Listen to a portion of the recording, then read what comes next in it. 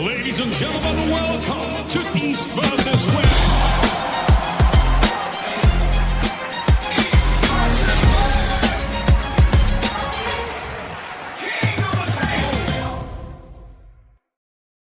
And a very good evening to you guys, and welcome to the Sunday Night Casual with me, Dexter. And shortly in a while, Robert will join us to talk a little bit more about some pretty exciting updates. It's been a couple of weeks since that I can actually do my weekly podcast in front of my usual setup. So I apologize. I've been doing the past few, I think, at the airport actually. So, matter of fact, I think next week I'll be traveling. I'll be in China. So, apologize again, but it'll be pretty fun. Uh yeah, and again, I made a slight error, but on the setup of the time because I actually haven't slept yet. I'm still in the jet lag mode, but I figured I should stay in the jet lag mode because I'm heading back to Asia in a couple of days. So might as well stay in the Asian time zone. Let's see. Okay, well, I see all the questions are starting to fly in. Um, well, Levon actually sent us his prognosis, and maybe Robert can, I kind of had Robert check with Levon how much we can share, but it's looking pretty good. Uh, for sure, he's not going to be ready for Vienna, but he'll be. It's not nothing, nothing too bad. So, we have not lost our champion in any way. So, fortunately, that there's that. Thank you, DJ. Happy New Year to all of you guys. It is the first Sunday of the year, and I'm actually very hopeful that this year, every metric, I was just talking to Robert, and we were just going through the card for the rest of the year. And we started going off, even though we had a minor setback with Levon Vitali, but we were just looking through the next few, and they're all looking very, very, very solid. Very, very solid. Uh, let's see. Weird Cat Eating has a question. Is it true that Hermes is supposed to pull Vitali right after Morozov? Ooh, it seems like a very big rumor there, which I don't think you should entertain. Anything official will come out from our official channels or directly from Robert. Let's see. Thanks for the. Let's see. Dr. David Stone 9177 says, thanks for the info last Sunday. Booked for Venice. Wait, what? Not Venice. We're not going to Venice. It's Vienna. Hope you did not get to the wrong place. Ugh. Venice is a good place, but it's not Vienna. It's Vienna, Austria. Let's see.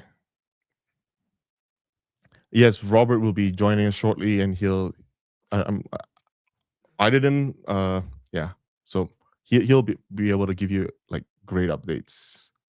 Folks on their way from the fix now. Oh yeah. Because this is about the time where Neil kind of is done with his. Yeah, yeah, Neil tells me he gets done about 4, and that's when I start. And I didn't want to. Oh, okay, Vienna. Okay. Whew. That's kind of terrible to get it wrong.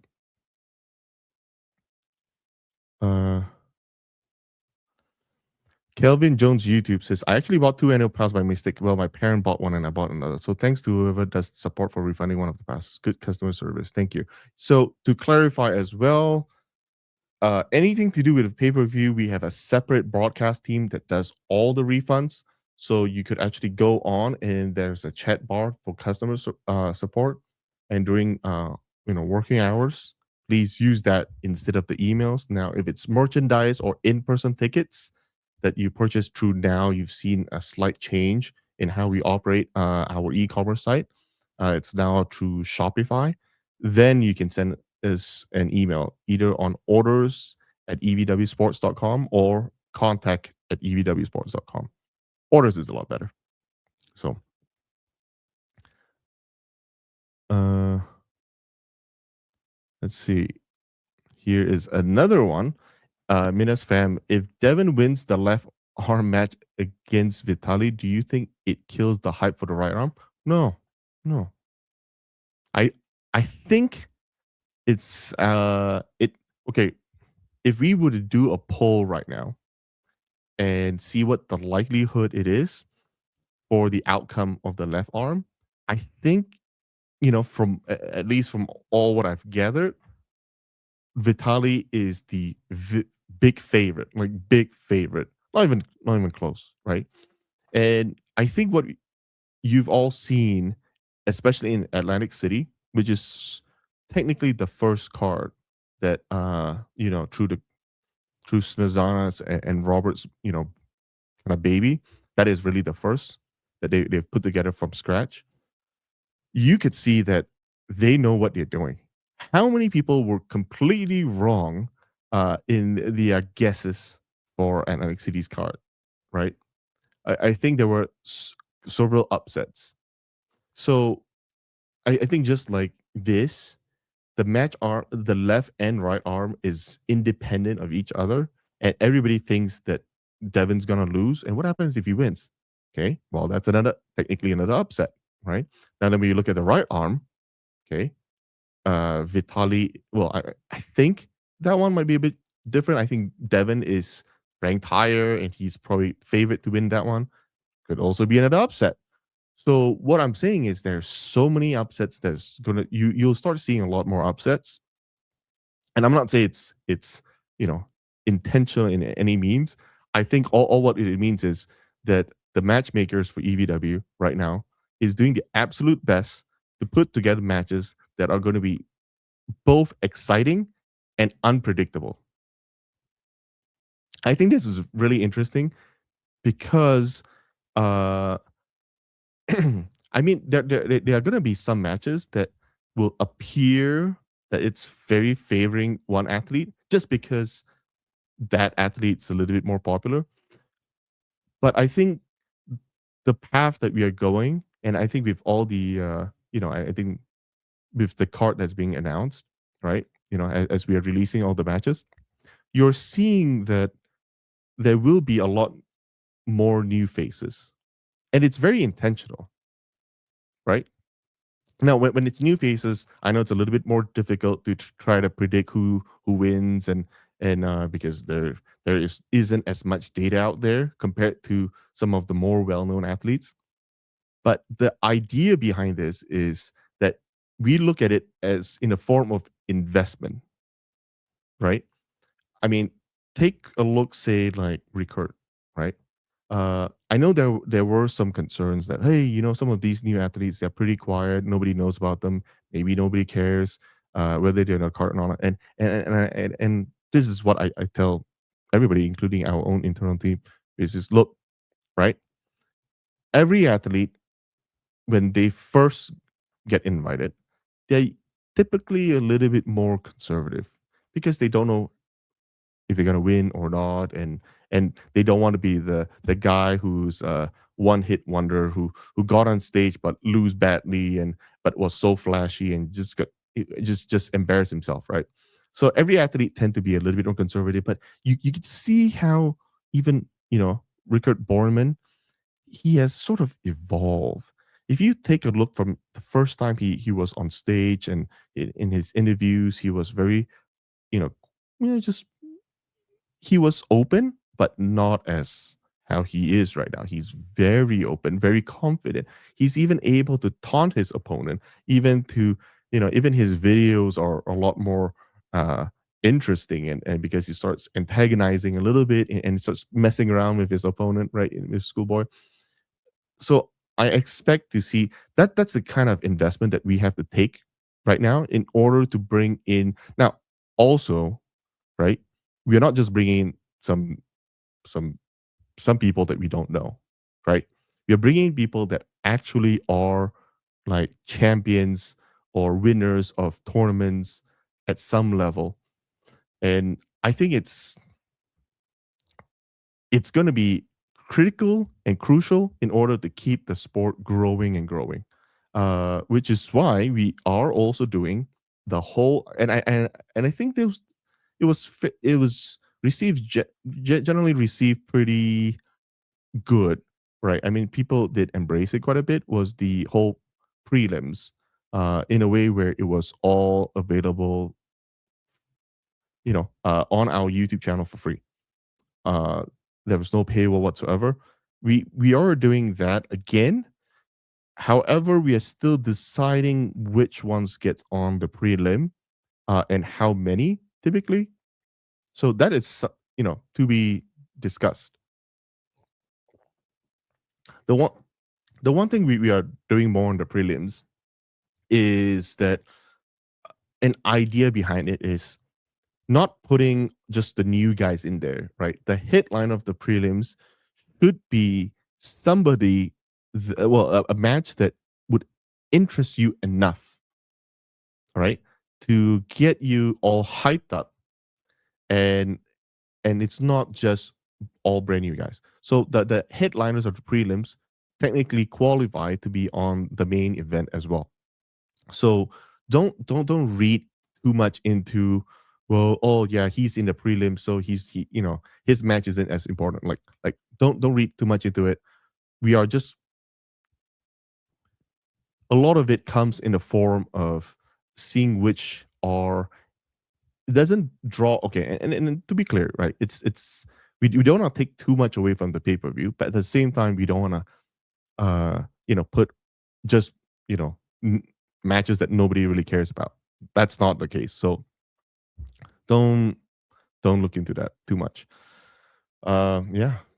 So lots of things that I missed a little bit. Um,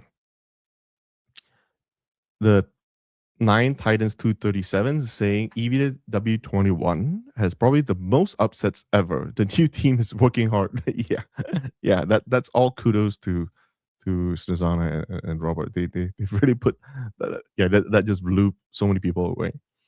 Uh, Another one, Procrastinator 1727 says, when Nugo beats Bogdan, please set Bowen versus Bogdan.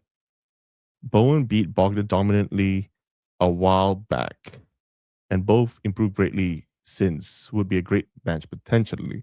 Now, again, here is also a pretty critical thing.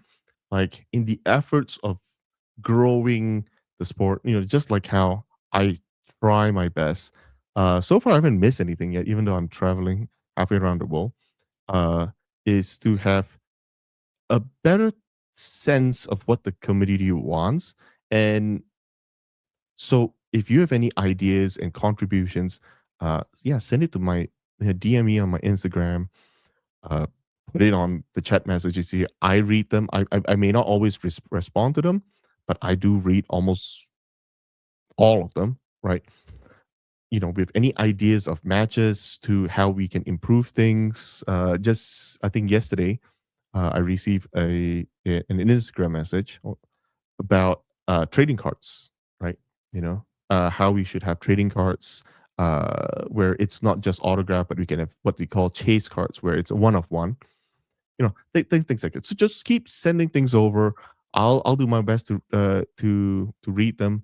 Matter of fact, I had a one arm wrestler who he sends me a very interesting message. He says, "Today is day one of my plan for where I'll get on EVW stage in 7 years." Right? And I says, "Yeah, keep at it and keep going." So there's a lot of, and then he was like, "Wow, I can't believe you responded to me." So why not? I mean, I'm just another fellow arm wrestling enthusiast.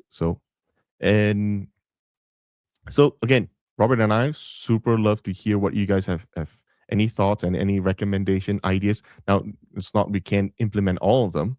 We would love to, but I mean there are limitations. But just keep sending them over. And I think we have Robert. Hey, Robert. Hello, Dexter. Hey. Oh, there we go. How's everything going? Great. I mean, we You're going just back to Asia. Is that yeah, yep. I'm going back there to meet with our title sponsor, our main sponsor for all 2026 this year, and also going to the factory that produces some of our merchandises, see what we can help improve on, several fronts, maybe the design or quality, and and meeting some new prospective sponsors as well. So there's this, there's a small window where I could still do that before Vienna. Might as well hit it fast and hard. But there's a lot of questions. I don't know how much you want if you're able to answer, but the first one is people would like an update on Lavon and his medical report that he sent to us. I don't know if you want to share a little bit yeah, about that. sure. Yeah, I can share. I can share quite a bit there. So it was a little bit worse than his doctor had thought. Once the blood had cleared out and the swelling had cleared out, and they were able to get better imaging, there was a very small tear in the tendon. Uh, so it's not anything that requires surgery. It's not going to be too bad of a healing process, but we're getting stem cells sent over. Glenn Cochran from Infinity Functional Performance is ready to send those. Now they only have a 3-day shelf life, so if it gets held up in customs, then it's ruined, right? So Lavon may need to travel to Texas. So we're just working through that right now, but it'll be. Uh, Dr. Glenn said it's probably going to be much less than half the time that it would normally take to heal. The doctors are in Tbilisi are saying that it's going to be at maybe 3 months to heal. So if we can get that down, if Infinity Functional Performance get that down to say half that time, a month and a half, that would be great. So, and he thinks it might even be less than that because the therapy would be uh, would be not just stem cells, but stem cells uh, every so 30 days later he'll do another treatment. So and then peptides will be included in that treatment. So between everything, he's also doing some other things as well. So he thinks it'll be even faster. So stem cells by themselves, probably half the time. And then with the peptides and with another treatment of stem cells in a month, he thinks even faster. Wow. Yeah. So I think the big thing people are wanting clarification: is it permanent? No, no, it's just a slight tear in the, so there's a muscle, partial muscle tear that Hmm. is, and also where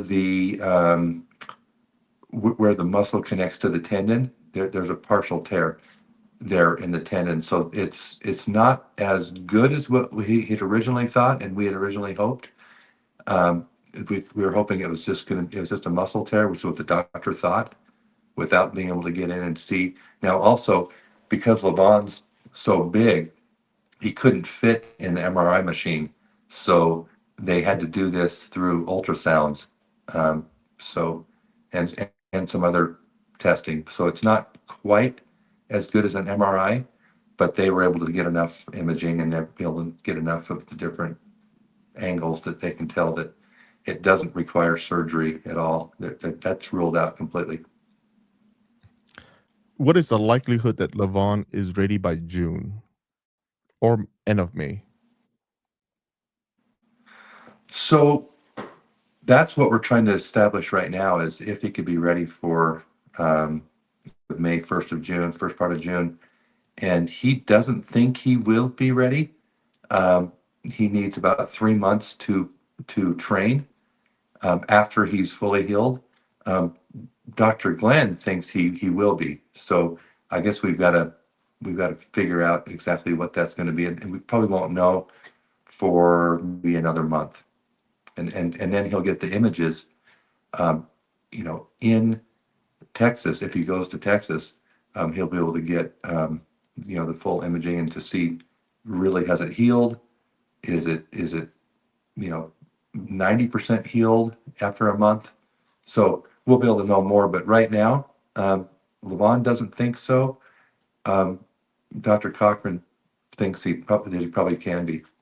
So we'll see. Yeah. I'm hopeful, knowing how, just hearing some of the athletes, anytime there's a tear, a slight tear, especially ones, with or without a surgery, they seem to come back stronger for whatever reason.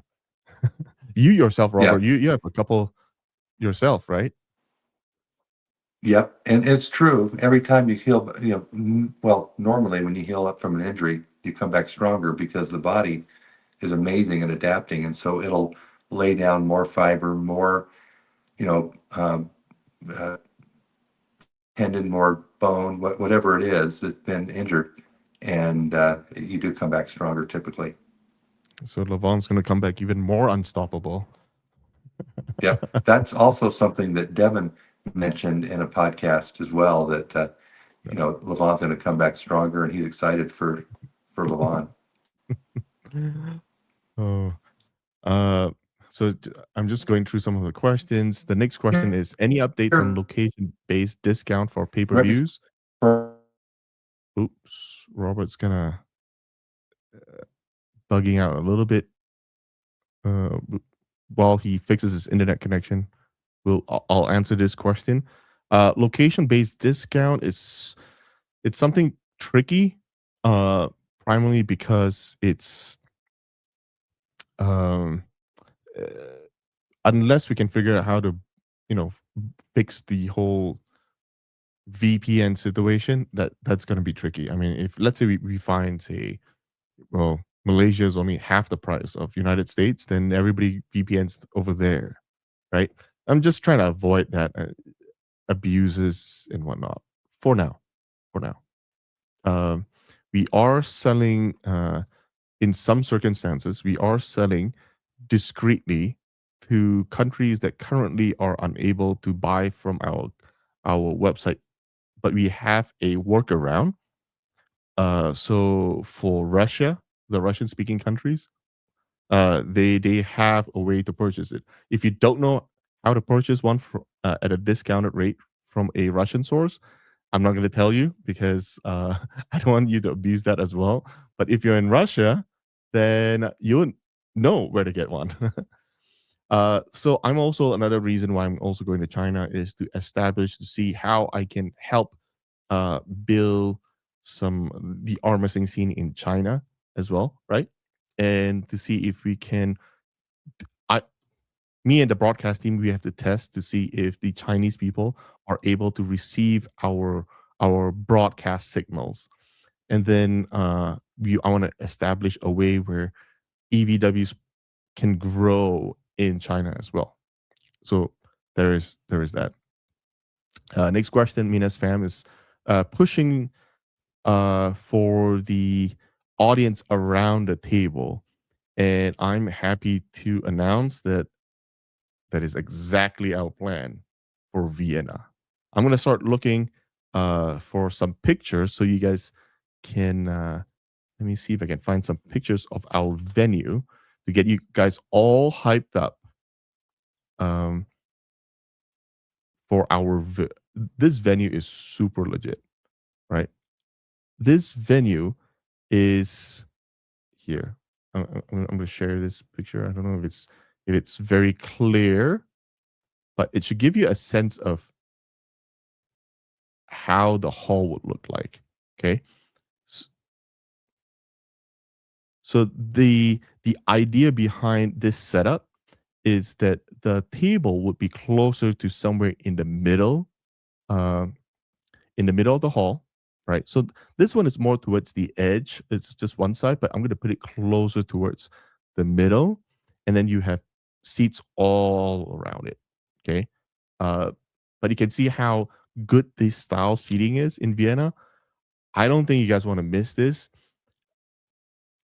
I think, right, this might be one of our cooler production.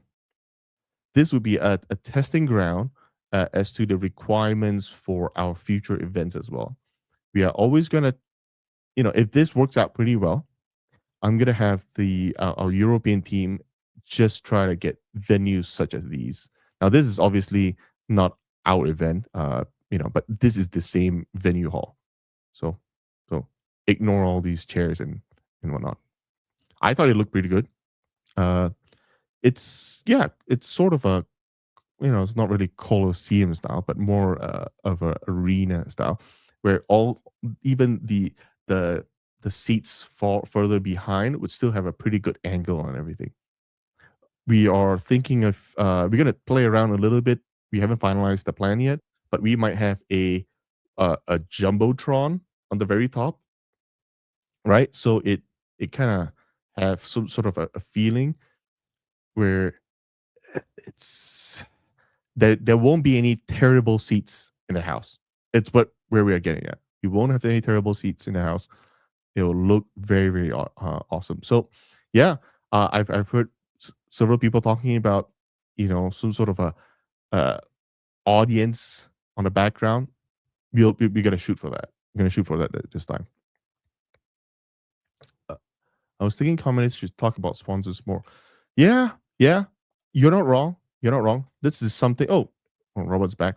Yeah, sponsors are something very critical for our sport. Well, any sport really, and you could see we are going to be pushing up and giving them bigger emphasis more than ever. So, uh, Robert, people are asking for you to reveal another match, but we'll save it for through the official channels.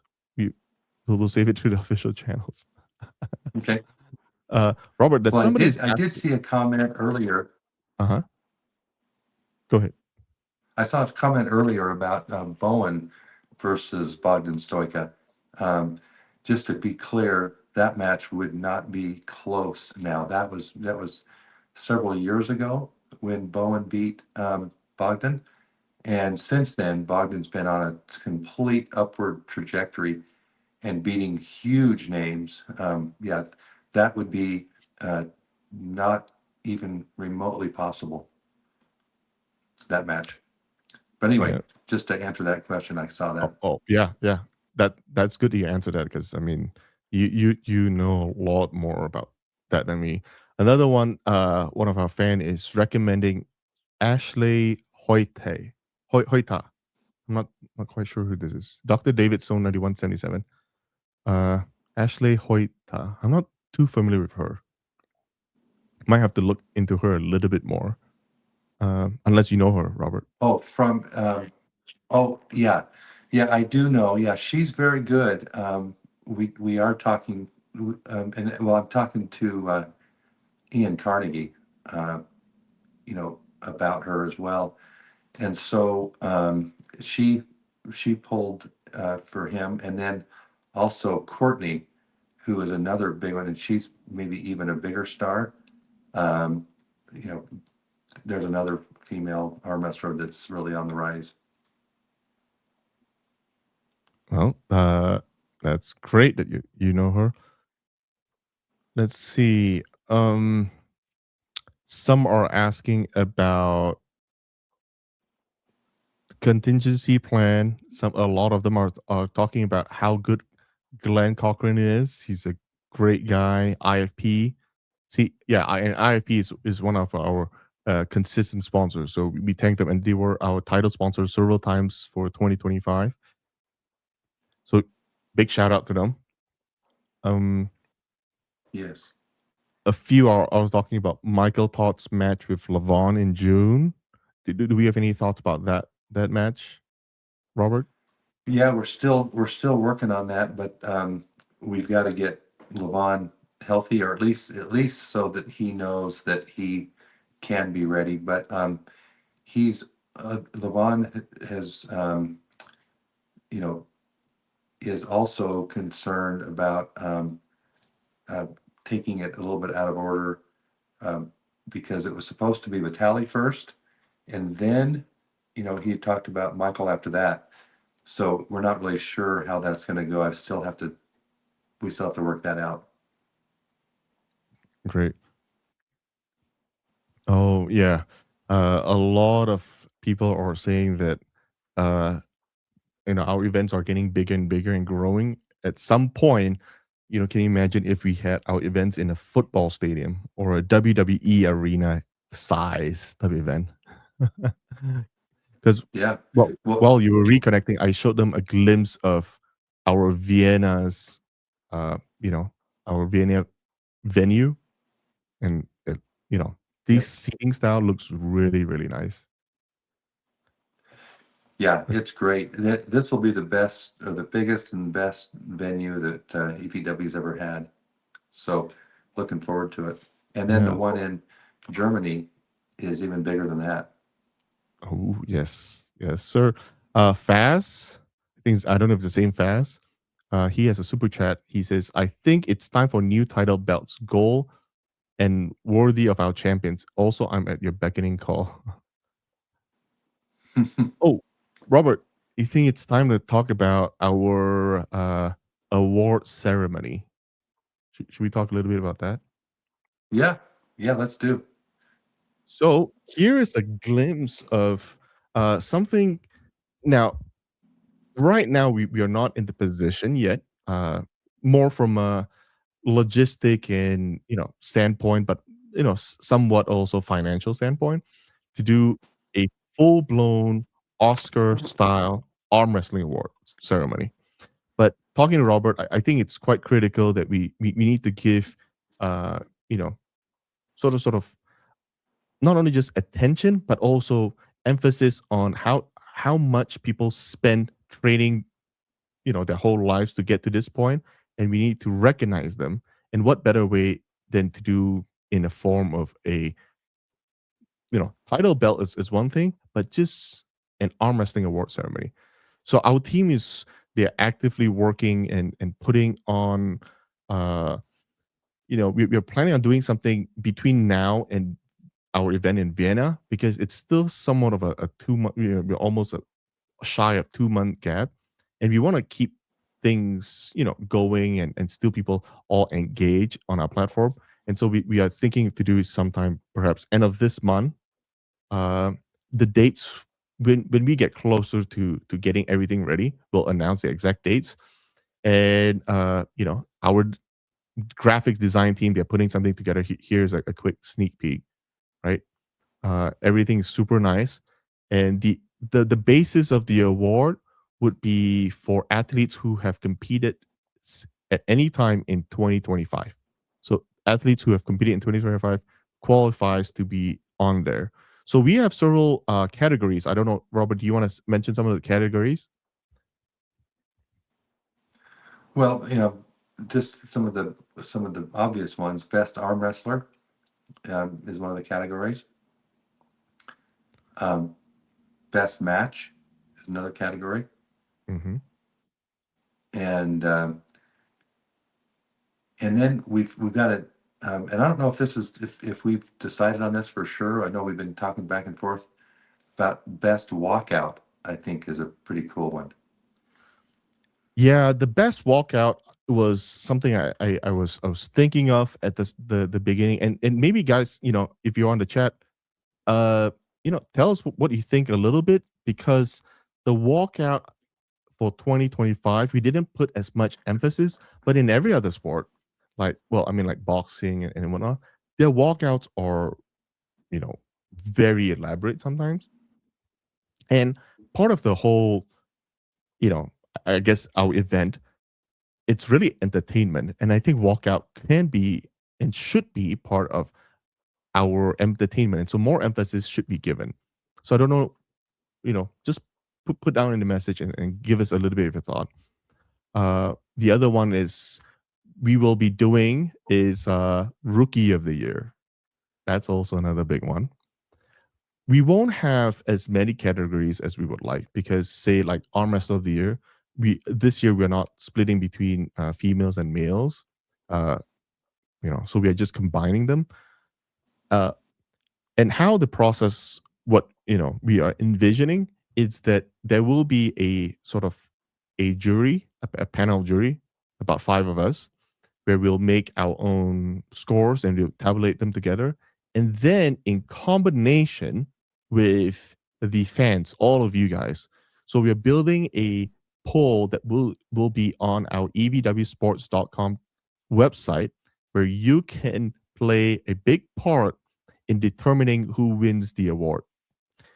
And as you've seen the thumbnail for our award ceremony, it's going to be a pretty cool award. Now, everything's going to be virtual for now, remote, but there is a possibility that if things go our way, we would like to do something in person. I think it'd be super cool, just like the Oscars, but an EVW Sports Arm Wrestling Award. So among the categories, we haven't finalized in any of the nominations. The Arm Wrestler of the Year award, we will have 7 nominations, right? And for every other category, we will only have 5. We are still figuring out which all the all the nominations are. There are 2 more that have not been mentioned, and this is something I think is quite important, at least in my opinion. Is one is athlete's video, best athlete video, and it's it's athlete generated content. It's also to kind of emphasize the importance of athletes promoting themselves, but it's not just training videos that we're looking for, but it's also videos that people enjoy watching. So it could be training videos, but it could also be something of a comedic sense or a drama sense. So if you guys have any videos that you want us to be part of the nomination of 5, let us know. Put it down in the chat. Yeah, Jerry with the best tongue. That's pretty interesting. And finally, the other one is best arm wrestling news outlet for 2025. We need to give part of, like, say, my podcast today, right? Maybe several thousand might end up watching this, but very often I've noticed a lot of the media outlets, not everybody has time to watch the whole hour or hour and a half podcast that I do, but the news media plays a very, very, very, very important role, where they'll clip maybe 30 seconds of what Robert says or 30 seconds of what I say, and spread all the critical information to audience, and thereby reaching tens of thousands potentially. And we would like to recognize them. And so we actually are slowly putting a list of arm wrestling news outlet that we want to nominate. So again, you guys all have really strong voices into how we are crafting this whole award ceremony. So please, either on Reddit or on this chat, or even at comments after you watch this video post live, we just need all the feedback we can. All the feedback we can, because nothing's finalized until, well, at least in terms of the nomination, and then we can put the list together and we'll work on getting the videos. So we will have best match. We are also considering best round. I don't know if what do you guys think? The distinction between best match and best round, is that a distinction big enough to have 2 separate categories? Let us know what you think. Robert, somebody mentioned best cornerman/woman. I actually had that as one of the categories. We'll probably skip this year. We don't want to get too crazy with too many categories right now, but at this point, we will have at least maybe about 6, maybe 7 categories. That's how much we will cap. Robert, I don't know if you're reading the chat, but the chat is just going off right now. Best round, Jerry's King's Move. There's another one who says best referee. Is that Luke? No, that's not Luke. Luke's not not pointing to Okay. himself. It's a fan. Uh, yeah, a lot. The chat's really giving us a lot of pretty good idea. Uh, yeah, yeah. I will have to read back on this best venue referee of the year. Well, there's quite a few referees of the year coming out there. Robert, somebody just said Dex Puller, awesome name. Thank you. I've had it for a long time. I don't know. Well, I don't know, but Robert also has another arm wrestling name. If the next time, if one day he gets on the EVW stage to compete, it's actually Bex Terminator. Let's see. Adding incentive. That's funny. Like, Okay. Yes.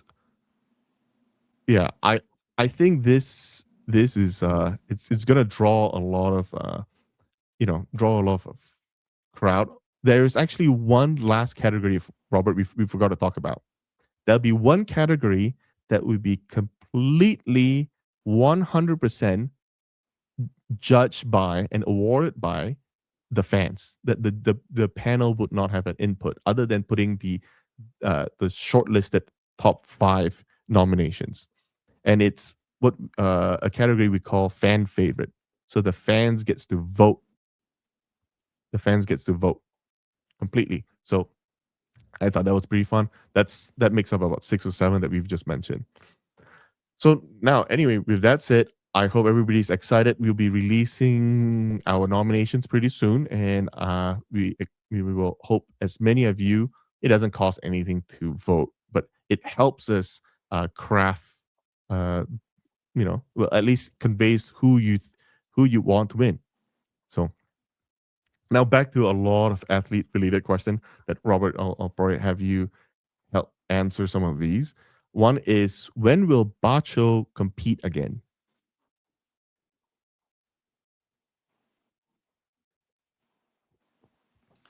well, Oops. I wish we knew exactly.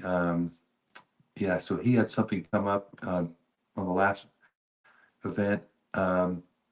So we'll let you know as soon as we can, but uh, yeah, we're working with that with Macho right now. Another one that has earlier before you came, there was questions about Alijan and Dadikan. Is that happening?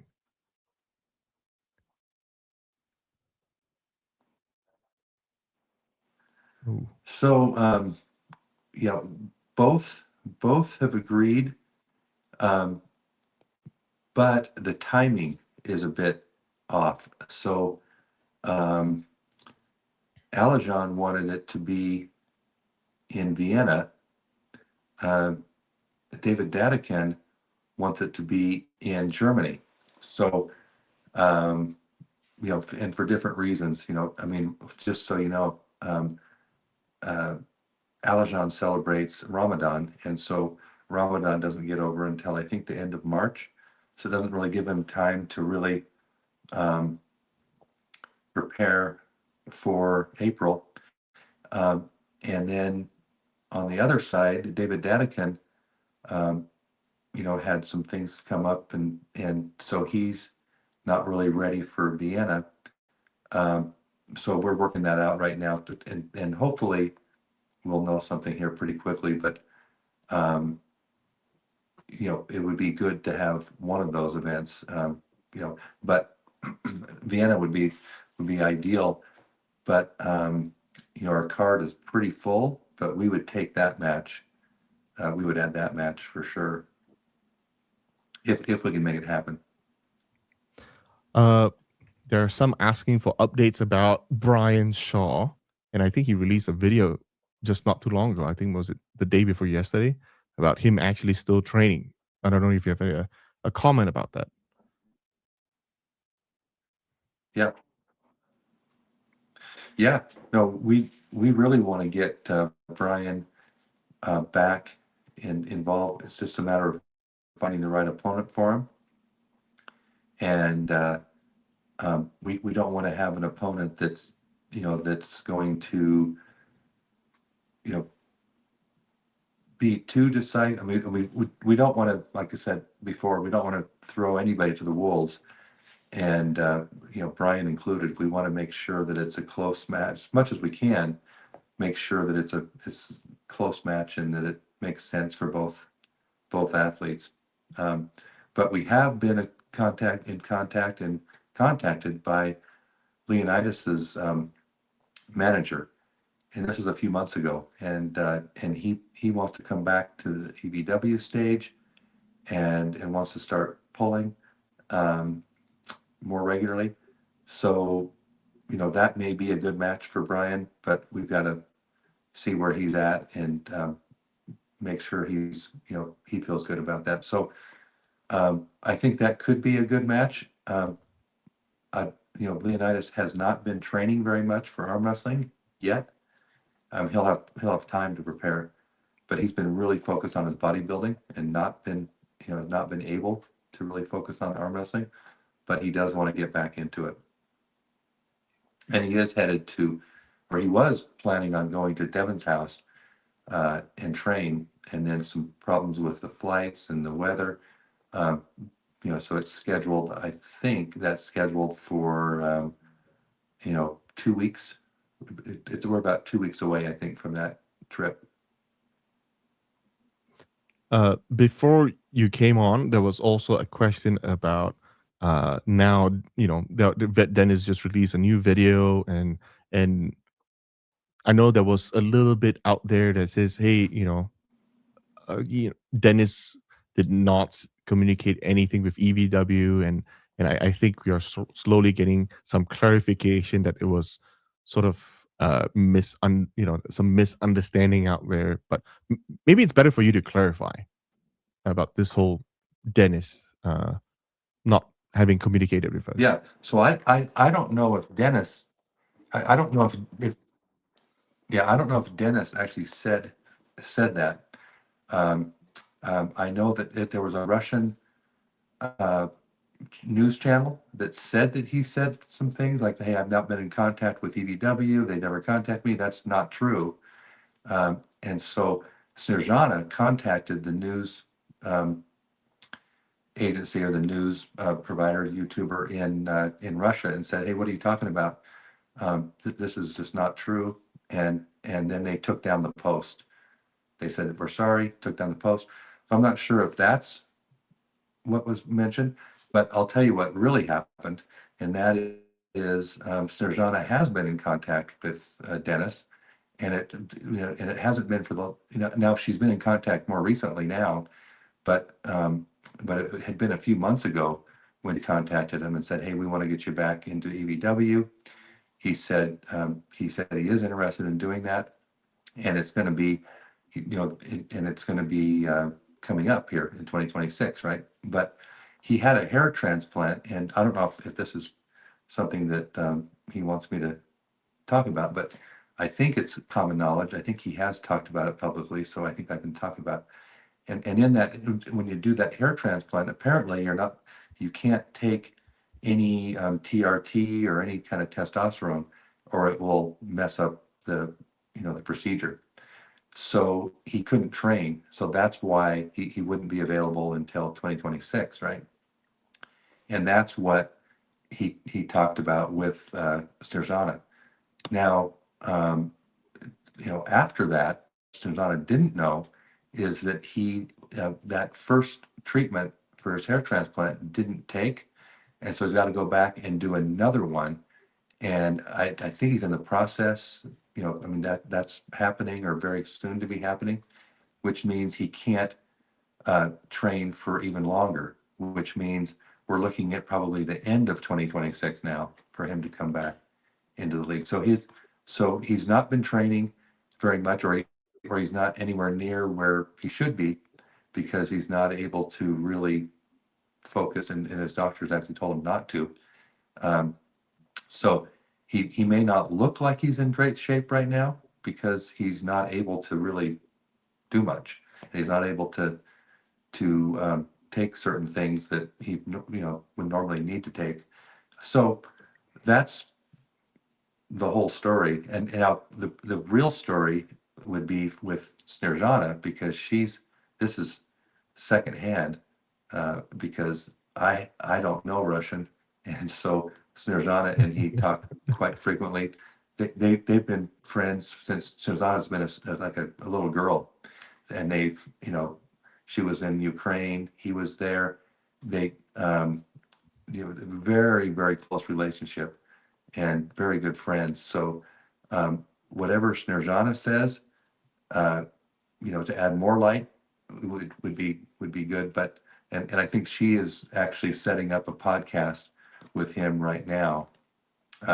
He's out traveling and doing some things, so he's not available till January 10th, but he's agreed to come on and do a podcast with her. So we'll get more clarity, but that's what I know. I mean, what I just responded, or how I just explained, is exactly what she told me. Perfect. Well, I hope that clears it up, because I know there was a lot of, people filling in the gaps because they didn't get the full picture. But again, Yeah. we would So love to have him back. Yep. Now, one thing too that Susanna did say is that when I mentioned on the podcast with Devin and Vitaly that Dennis might be coming back, um, and then I said something like, and maybe to pull you, Devin, she didn't hear that piece of it, and she responded, yes, he's coming back soon. And I think that was misconstrued with that he's coming back to pull Devin. He didn't actually say that. He said he'd like to get back to DV, that he would like to get back to EVW. So she can clarify that a little bit better. But and I think she went on her Instagram and explained some of this already. But yeah, it's very clear. He does want to come back. He can't probably now until the end of the year. Okay. Well, moving on, we have people asking about Svetan Gashevsky. What are our plans with him? People are calling for him to come back to our Yeah, we stage. really want him to come back, and he wants to come back, and he wants to. Actually, it's not coming back because he never was able to come to EVW because that of his uh, suspension with WAP. Now, it's not drug related in any way, so we're hoping that we can help um, get him back into the league, and so that, or actually get him into the league, and so we're working there. I think it needs to come. It needs to be really him directly talking to WAF, since that's where the issue is. I'm not sure how much we can do, but we certainly want it to happen. What is the likelihood of us seeing him back this year, you think? This year? Yeah. Boy, I mean, I want to say better than 50-50, but I just don't know um, if he and WAF can make amends. Um, yeah, I mean, I know he wants to come back very badly, or he wants to, or when I say back, he wants to get back on the main stage. He wants to be on EVW stage. Um, and I just don't know, whether that's going to happen for sure or not. I mean, I think um, if I can talk to WAF directly, and if they would talk to me, now what they would normally say is, we'll talk directly with Svetan. That's how they would normally handle it. Mm-hmm. But if I can be of assistance in any way, I would be. I'd be happy to. Right. Hmm. Okay. All right. Moving on. There's also some pretty strong comments about how strong Schoolboy's left was. So some are suggesting that we can put some pretty good left arm match for Schoolboy. And then there's another question by Weird Cat Eating. Is there a comeback? Who is going to be Orm's comeback match against? Morozov? Svetkov? What do you think, Robert?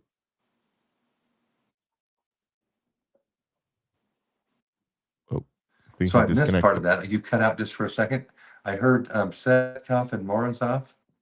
Oh, yeah. Who is Can you Morozov? hear me? Oh, sorry. Orm's comeback match against?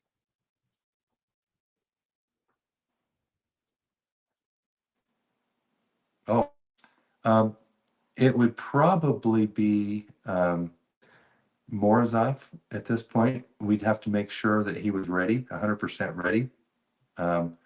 So that probably wouldn't be able to happen until June, until the June Mhm. event in the US. Okay. That's great. Another one here, DJ USA is asking. But also, too, Oh, there we go. Sorry. Your internet's cutting out just a little bit, Robert. oh, sorry, go ahead. Oh, no. I mean, I'm just saying your internet's cutting out a little bit. It's kind of blur. I wonder if you're on the Wi-Fi or your cell provider. Sometimes your cell provider might be better than your Wi-Fi. Just might want to look into that. But another one is also Maybe I should. I'll look into. yeah. Do you want to go fix that real quick while I move on to something operationally related first? Yeah. Yep. I'll do it. Oh, okay. Okay. Yep. Oh, the one no while Robert's working on that, uh, uh, I want to share something really.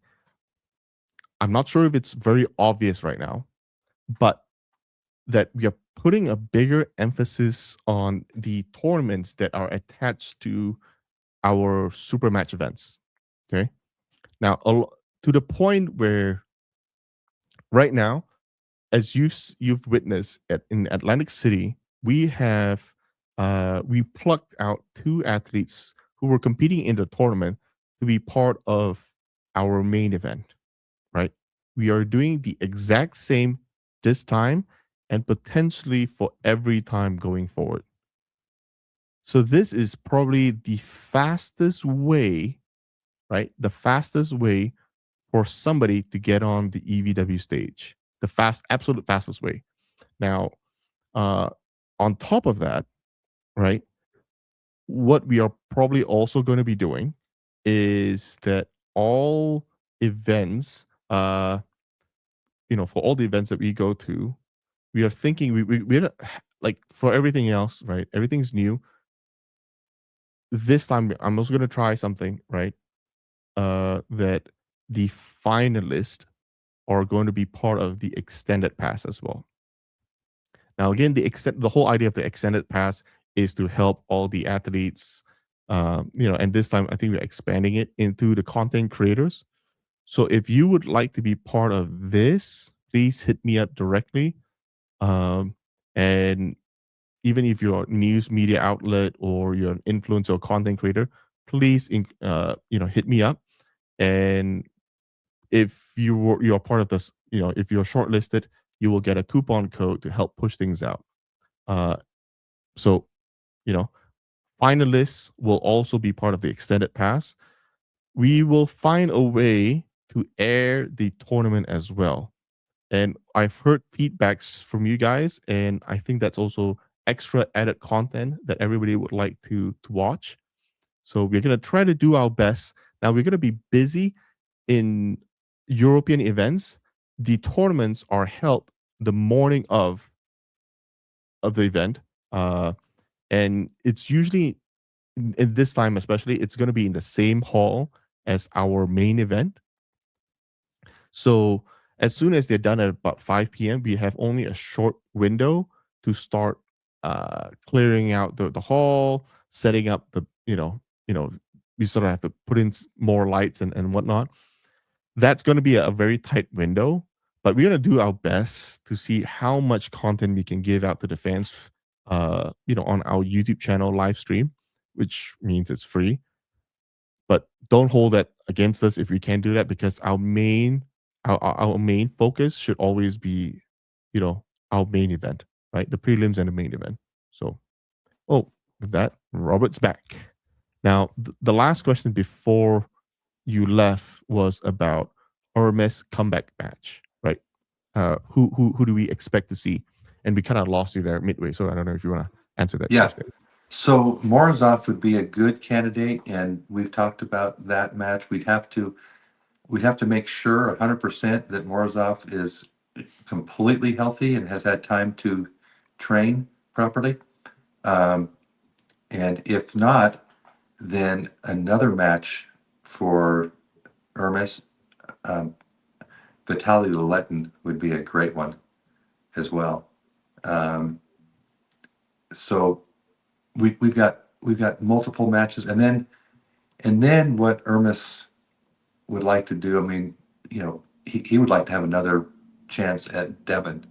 He's really worked on. He believes that he's shored up some of the weaknesses that Devon exposed last time they pulled. But in my opinion, it was like Devon really got to him. Just it was more of a kind of a mental game, and Hermes wasn't really ready for that, I don't think, at that point, but he is now. I mean, he wouldn't let that get to him. But yeah, I was actually there for that event, and you could see clearly, visibly, that Devon had gotten to him. I mean, had really broken him before the match even started. So, so anyway, I think that would be a good one as well at some point.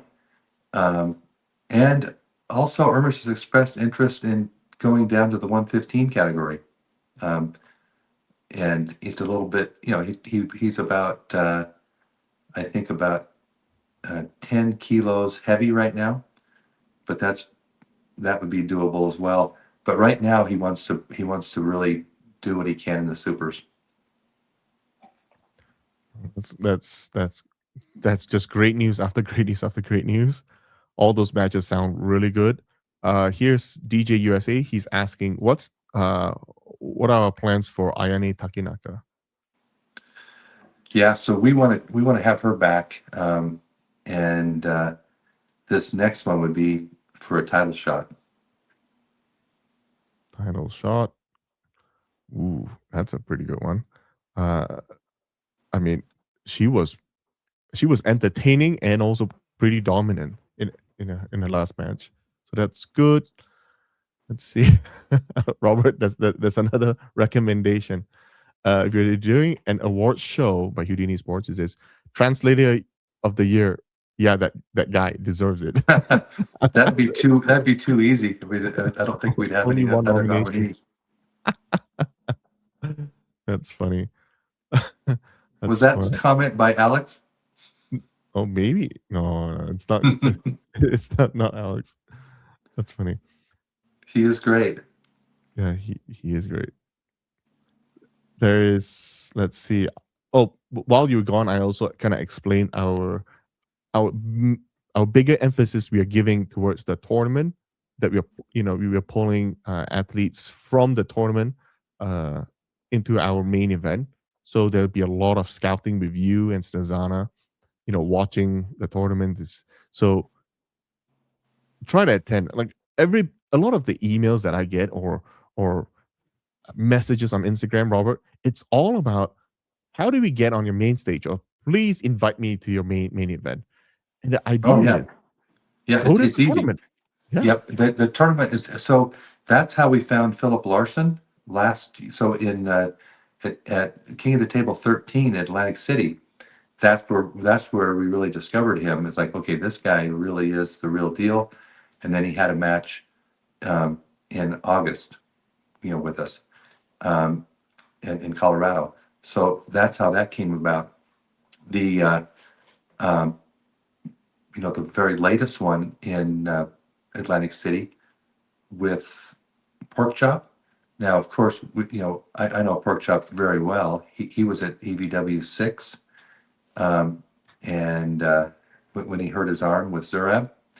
So he's been an EVW puller. It's taken him a while to kind of get back, you know, to where to where he's at a top level. But he's been there for uh, all year last year. I mean, he was climbing pretty rapidly back up. So, but that at that tournament is where it's like, okay, he really is ready. I mean, and that's why he was on the prelim card, and now he's on the, he's on for Vienna. I don't know if we're not supposed to talk about that yet, but at any rate, that all came from that tournament, and then also from that tournament, we've got Duvon Bornman, Rickard Bornman's brother, who just cleared out his class very easily. I mean, to where we had to actually go 2 different categories in order to have a really close match for the finals or for the prelims. So, but that was at that tournament. The other one was the Swiss Open in November. That's the biggest tournament now. It's the biggest tournament. I think it might have been the biggest tournament in the world before we actually joined forces, but now it's clearly way bigger than any tournament's ever been, at over 900 entries and 25 world champions competing there. So Snerzana and I were there watching that tournament, and that's where we got the names for the real up and comers. We already knew how good they were, but winning the Swiss Open easily in both of their categories. That's how we got Vlad the Destroyer and Alexander Manifester Teliatnik. That's where they came from, and then also Lucas Sinadzi. I mean, he cleared out his category very easily. Now this is a tournament that is world level. I mean, it's like, you've got WAF world champions galore there, and these guys are winning easily their their category. So these guys are, have got a great future with EVW for sure. But it came from our tournament and the Swiss Open, where we did the collaboration with Swiss Open and Ivan Sharoni. I think, I don't know if anybody has mentioned this before, but Robert, I think it's because in, just in my humble opinion, uh, people's strength level fluctuates throughout their lifespan, or even something could change within a year, and your power level would switch. I know that for a fact because with how busy you were last year, but the year before you were at WAF Wolves, right? And but last year you were busy, and then you says, "Oh man, I've been training, and I've." So you could obviously see a drop in your strength, and but by you and Snezana watching the athletes, competing right there and then, you get to see their current level multiple times throughout the different rounds. So that's why everybody was they were surprised about Atlantic Cities. There was so many upsets and so many people were wrong in their prediction. It's precisely what you and Sunazana are doing completely correct. Accurate, as accurate live, most updated strength power level, which is why people are like, there's no way he can win. And like, boom, there it is. Such an amazing match. So Yeah. I think what you guys are doing is keep it up.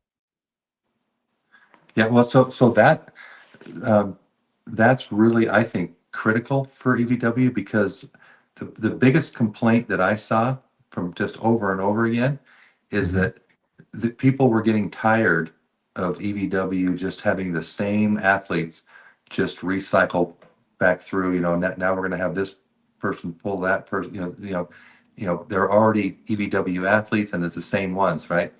Well, we don't have that anymore. We're having we're really focused on, Svetlana and I both, on bringing in new talent that is at the EVW level that just haven't been recognized yet. They haven't been really found. I mean, like, I think with Duvon Borman is another example. Um, I only heard about how good he was. I saw videos of him beating the top guys. I mean, like in the open class at 16 years old, this is when he was 16, he was beating 350-pound super heavyweights. He was weighing 100 kgs as well during most of this time. And he was beating all these guys, big, I mean, strong guys, and they were taking his hand, and he would still find a way to win. And then Rickard told me, this kid, my brother, is stronger than I am at the same age, much stronger, and stronger not only in arm wrestling but in the gym. And so he's going to be better than I am, than I will be. And so for Rickard to say that, I thought, boy, what brother or anybody would build up somebody else ahead of themselves? But he did, and he said, hey, I really want him to show what he can do at this tournament. And he did. And now we've got matches lined up for Duvon that's going to be massive. I mean, like, he's going to be going against the world champion, the WAF world champion in his age group. And it's going to be pretty exciting. But that's what we need. We need more new stars, and we need to be out there actively seeking these new stars and introducing them to the EVW stage. And that's what's going to build a lot of excitement, among the other things that we're doing and the things that you're doing, which is really helping us to get to the next level of broadcast, so that where we've actually got subscription based viewers, so they're not just, we're not asking them to buy the pay-per-view. We're asking them to either get a subscription, or they've already got the subscription, and it's much easier, and our fan base grows so much bigger because the fan base with those big subscribers, those big broadcasters, are so huge, and we're going to be exposed to fans that never would have tuned into a broadcast, and that never would have tuned into certainly wouldn't have paid for a pay-per-view. Then the other thing is that I think is really setting us apart and will set us apart, and that is doing the athlete interviews and the background stories on the athletes, and actually having film crews, and our film crews go out to the cities and the countries that these athletes are in, and finding out, I mean, really getting the fans to know who they are. We've got several athletes that are surgeons, and most people don't know that. I mean, unless you're a really hardcore fan. But if you're just tuning in, or like, let's say we're already on the a big broadcast, and not like a pay-per-view, but actually with tens and hundreds of millions of viewers, and they get to see and connect to that athlete, they become fans of that athlete. Not necessarily of EVW, that's a byproduct, but we want to get the fans of the athlete really, really growing, and that's how we do it. And so we're focused on those types of things, and bringing in the new talent is one piece of that puzzle, but there's many pieces. Yeah, matter of fact, there is actually one comment from Juggernaut Kaufman, and he said he was just asking that exact same question. When are we going to invest in Polo Stories? And just to give you guys updates, I think in the past event in Atlantic City, we got background on Paul Lynn. So we filmed Paul Lynn. We also have Michael Todd. We haven't released any of those footage. We're saving it for when the next time they pull, and we will use that as sort of a promotional tool where we will introduce them from a different perspective. So we have started, but obviously, we are still limited and from a budgetary standpoint, but we are already doing it. And next, we have another question about what's next for Barbora. That's a tough one because there just isn't anybody in the world right now who is at her level. It's kind of unfortunate for us and for Barbora, um, but we are actively looking for the new talent, and there is new talent coming. It's they're just not here yet. Yeah. The Devin, in one of his interviews, one of his podcasts with me actually, after Zurich, he said Barbora's dominance is even stronger than Levon's dominance in the male category. Yeah, I agree with him that it's on a level that no one's ever seen before. Just like Levon's on a different level than anybody's ever seen before, and Barbora is even more it's even more pronounced. So I agree with Devin on that. Yeah. Another super chat from Proving Astrology. He says, who are some names other than Brian that you would consider for a next match for Leonidas? I would like to see Marcio, I guess it's Barbosa, and Mike Ilo have matches. Yeah, yeah. Mike Aiello, he's not been really pulling too much. He's kind of had some back injuries, some nagging problems from the past. But yeah, that would be probably a good match if Mike was, Mike Aiello was ready and he was able to start really training like he was. Another match, and I don't know if this would be a good match or not yet, but Rickard might be on too high of a level, and it just depends on it. I think he is probably on too high of a level actually, but that was another thought that I had, and the other one is I would like to get Smaev from Russia into EVW. So we're working on that right now, but that would be a great match, I think. And either for Leonidas or if Leonidas doesn't want that match, that probably would be a good match for Rickard as well. So Andrei Smaev is the real deal. I mean, I don't know if you saw video footage of him, recent footage of him. Just, he was really just playing with Schoolboy, and so to have a non-arm wrestler be that dominant is pretty impressive. Another suggestion here is can we coordinate a monthly match making live stream so the community can give recommendations for matches and so community can interact with the matchmakers? Well, you have probably the Robert Baxter right here. He's a matchmaker.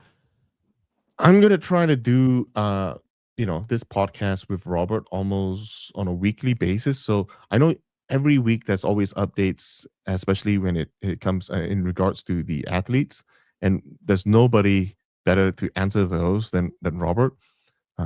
Just so and again, we don't have to wait for a podcast to give suggestions. Like I mentioned, we read through all the comments. Robert does.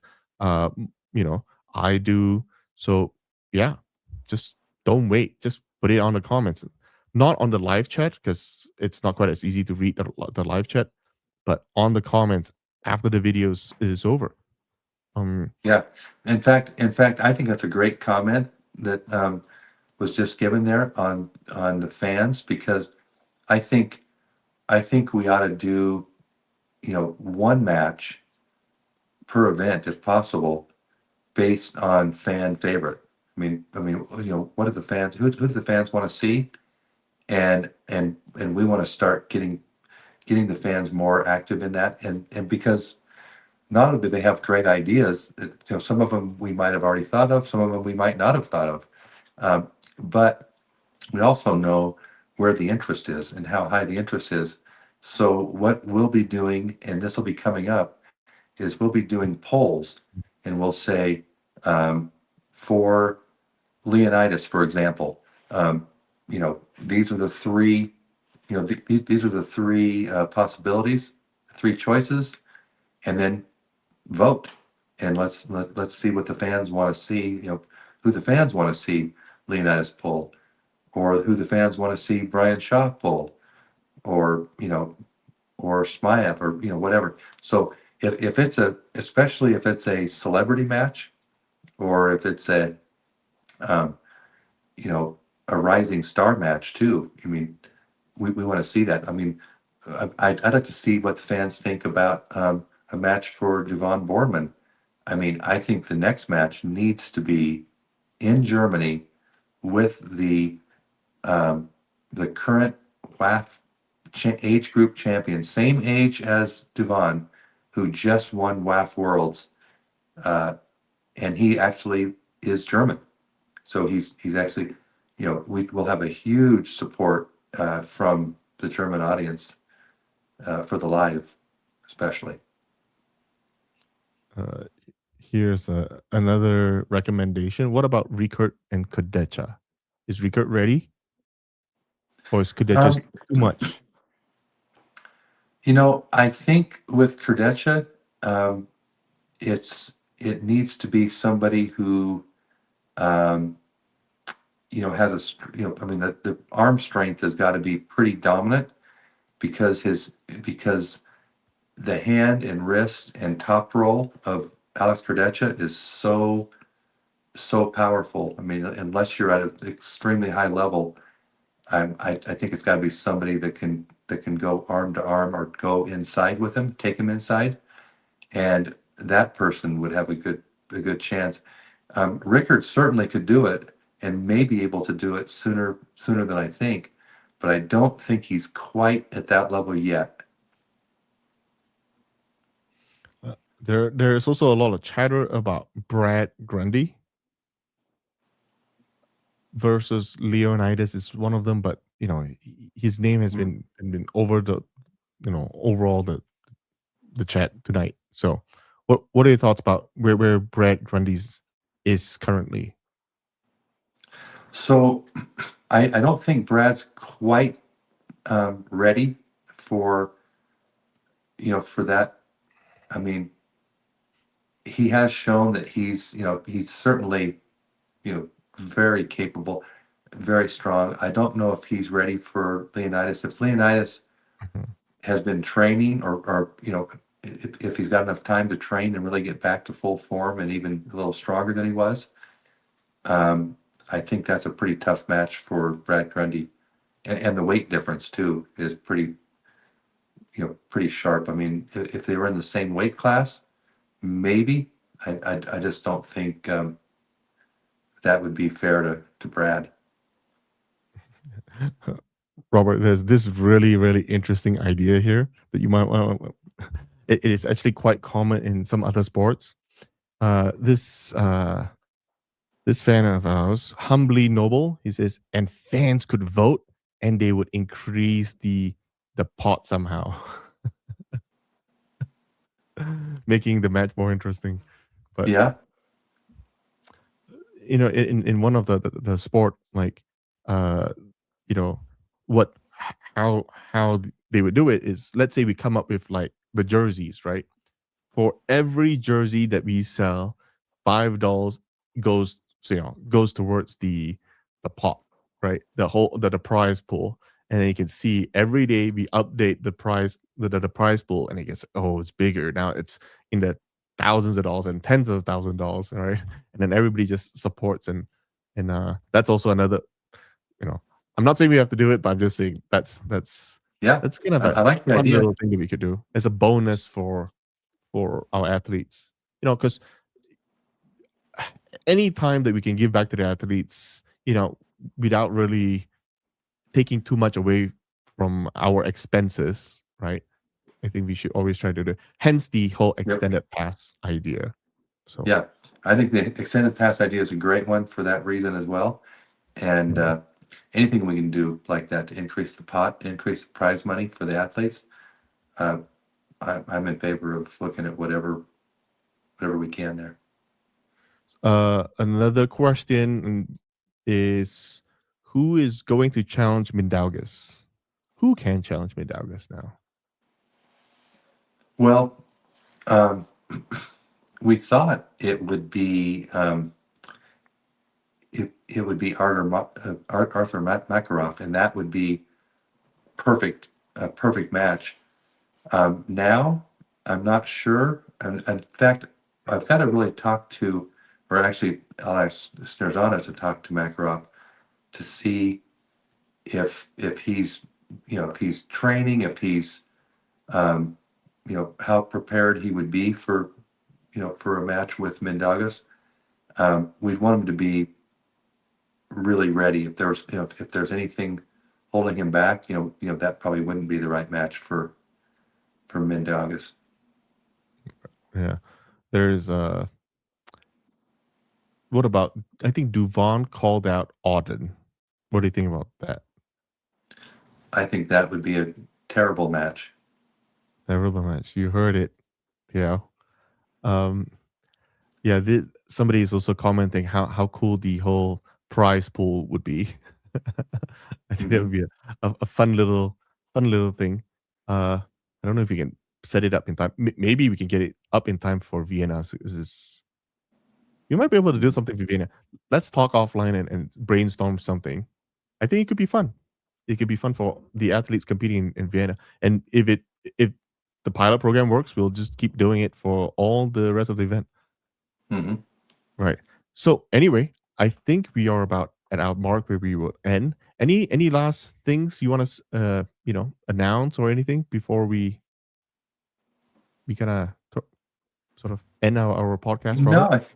No, I think we covered a lot of good things. There was, I mean, there was one other thing that I was going to mention, but I think we can save that for later. But any other questions that we didn't answer? I'm happy to answer them.